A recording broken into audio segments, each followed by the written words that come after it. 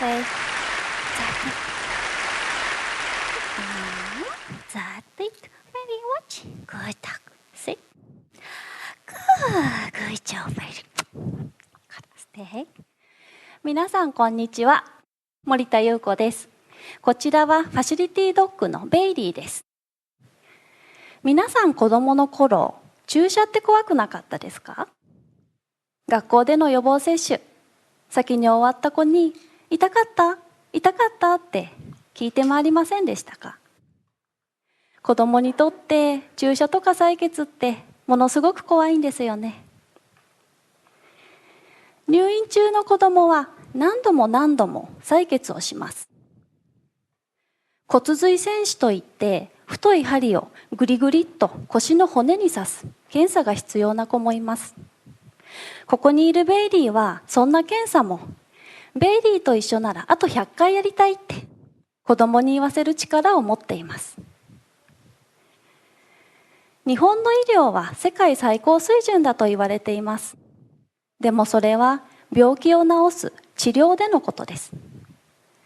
我慢することが美徳とされてきた日本は入院生活の質を上げるためのサポートが乏しいと言われています。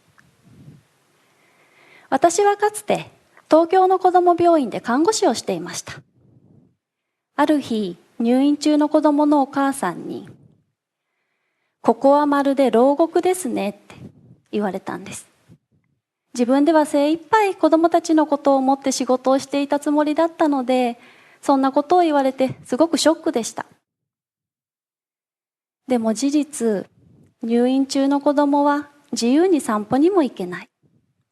好きな食べ物を持ってきてはいけない。楽しみが少ないんです。笑わなくなってしまう子もいます。今思えばそれは牢獄だと言われても仕方がなかったかもしれません。そんな時、私が今所属しているシャインオンキッズという NPO 法人からファシリティドッグのハンドラーとしての誘いを受けました。日本の小児がん、難病の子どもたち、その家族を心の面でサポートするための NPO 法人です。その時は犬を子ども病院に連れて行って医療スタッフの一員として勤務する仕事らしい。ファシリティドッグという犬は欧米にはたくさんいるけれど日本にはまだいないらしい。その程度の知識しかありませんでした。でもこの病棟に犬がいたら、牢獄と言われた子どもたちの入院生活、どれだけ楽しくなるだろうってワクワクしました。迷わずやりますって言いました。ファシリティドッグのトレーニングセンターは日本にはありません。ベイリーも私もハワイのトレーニングセンターで訓練を受けました。ハワイの子ども病院で先輩ファシリティドッグの後をついて回る練習もしました。そのファシリティドッグは重症な患者を集中治療する ICU 病棟にも入っていったんです。そこには髪の毛を半分剃られ、頭に大きな傷のある手術直後の子がいました。辛そうに顔をしかめていました。こんな大変な時に行っていいのと心配する私をよそに、そのファシリティドッグは体中に管のついたその子のベッドに乗って添い寝を始めたんです。するとその子の表情がふっと緩みました。体を動かすのは辛いはずなのに、その犬に抱きついて目をつぶったんです。本当に安心した表情になりました。それを見てすごいって思いました。私も病院中を笑顔にできるぞと思ってベイリーを連れて日本に帰ってきたのですが、それまで日本にはファシリティドッグなんていません。欧米と日本では犬に対する感覚が違うんですよね。欧米では犬は家族の一員として家の中で飼うのが当たり前の文化でした。でも日本は犬を外で飼ってきた歴史があります。犬を病院の中に入れるなんてっていうのが日本の病院の感覚だったんです。それまで日本にも時々ボランティアで病院にやってくる犬たちはいました。でも犬を毎日病院の中に入れる、犬を医療スタッフの一員として考えるという感覚がなかったんです。ハワイではこうだったは日本では全く通じません。私たちはベイリーを受け入れてくれる病院を必死で探しました。ようやく受け入れてくれたのが静岡県立こども病院でした。でも実際に活動を始めてみると、犬型ロボットじゃダメなの？感染症が心配だからこの病棟は入らないで。はじめは入れる病棟は一つしかありませんでした。だから一日の仕事は数分で終わりです。出勤してきた1時間後にはもう退社です。日本ではファシリティドッグは受け入れられないのかなと、私の頭には不安しかありませんでした。でも子供たちはベイリーを求めていたんです。5年が経った今ではほとんどの病棟に入れるようになっています。ベイリーがいると子供たちと家族にいい変化があるんだと医師や看護師が気づき始めていったんです。ある目の見えない子は採血の時にはいつもパニックになって泣き叫んでいたのに、ベイリーが隣にいて頭を撫でながら採血したら泣かずにできました。手術後痛くて動こうとしなかった子がベイリー会いたさにガバッと起き上がって医師を驚かせました。突然、あなたのお子さんはがんですと宣告されたご家族。家族は子供が不安になるので子供の前では気丈に振る舞います。でもずっと自分の気持ちを抑え込んでいるといつか限界がきます。泣くことも大事なんです。そこにいる相手が人間だと何か喋らなきゃって思います。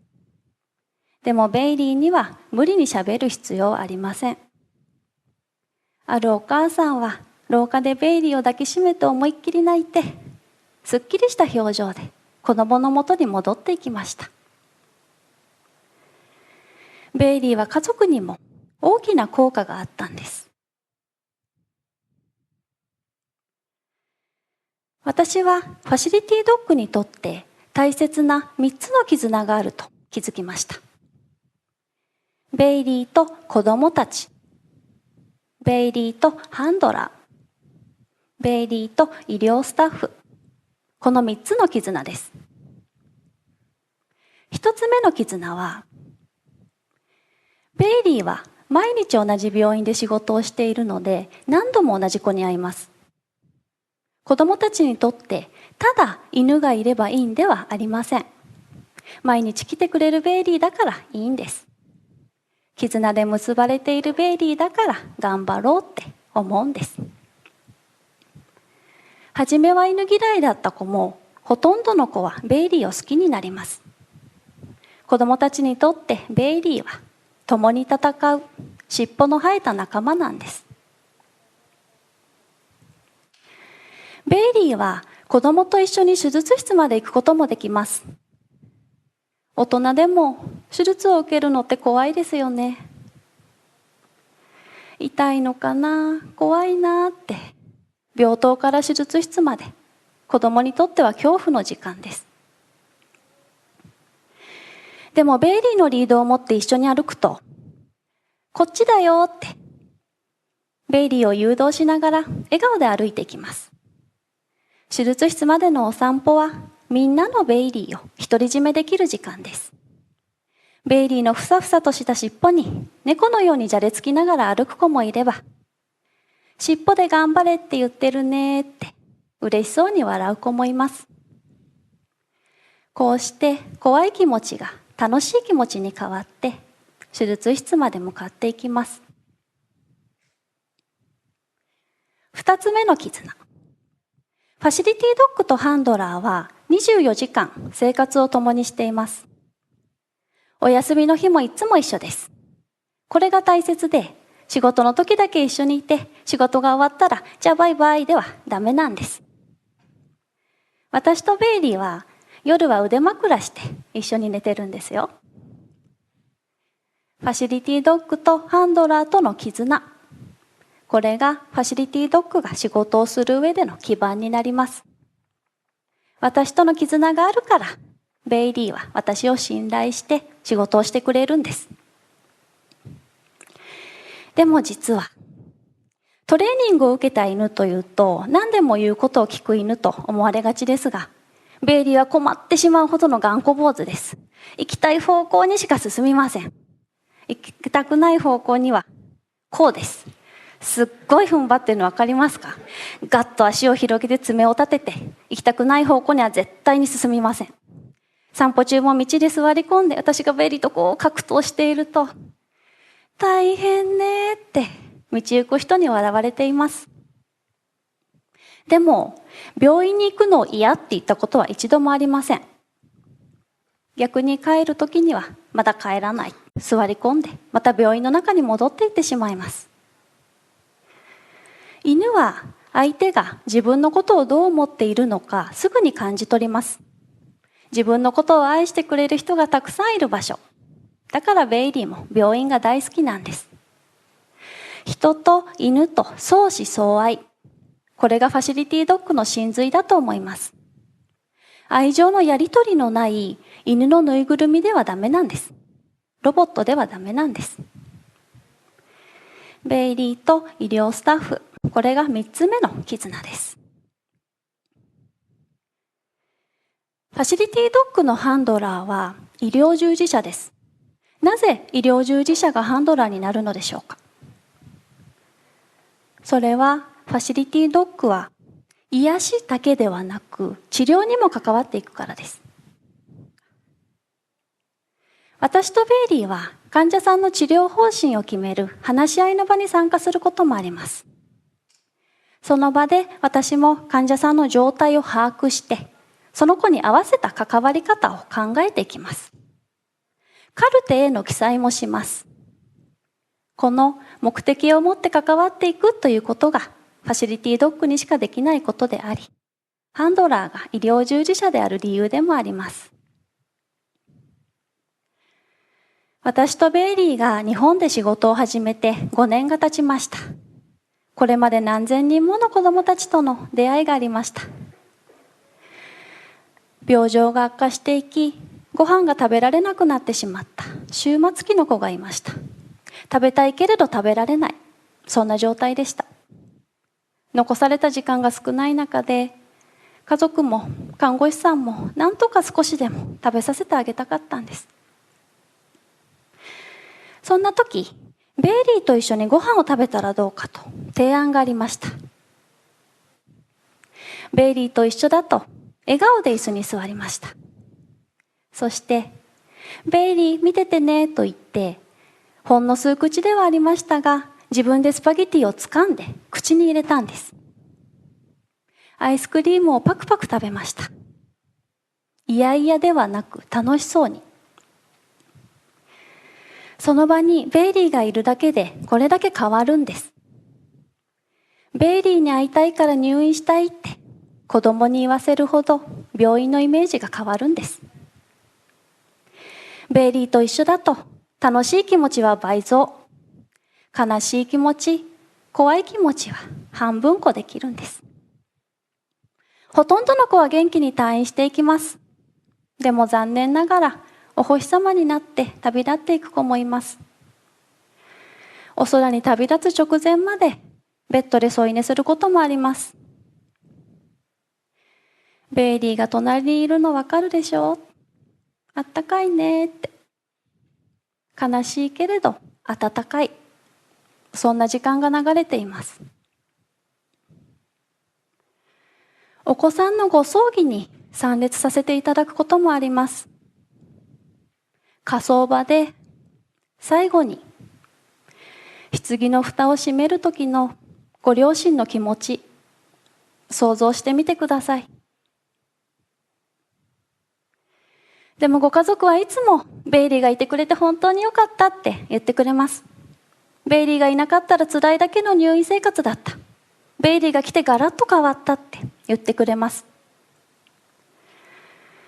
子供を亡くしたご家族はその後の長い人生の中、毎日その子のことを思い返します。何度も手術して痛い思いしてかわいそうだったって思い返すのと、亡くなる前にもベイリーと添い寝してくっついて笑ってたっけなって思い返すのとでは気持ちが全然違いますよね。ほんの少しでも辛い思い出の中に楽しい思い出も作れたらいいと思います。一つでも多くその子の笑顔を思い返してほしいです。ファシリティドッグはいたらいいなの存在ではなく必要な存在なんだと強く感じています。世界最高水準だと言われている日本の医療、ただ病気を治すだけでなく、もっと前向きに病気を治せる環境が必要だと思います。患者さんにとって楽しいこと、嬉しいことはいくら多くてもいいんです。欧米にはたくさんいるファシリティドッグ、日本にはまだ2頭です。ファシリティドッグがいて当たり前の日本、入院しても楽しいことがある日本の病院にしていきたいです。本当にたくさんの可愛い子どもたちがお星様になって私たちを見守ってくれています。あの子たちに自信を持っていい病院になったでしょうと言える日本の医療現場にしていきたいと思っています。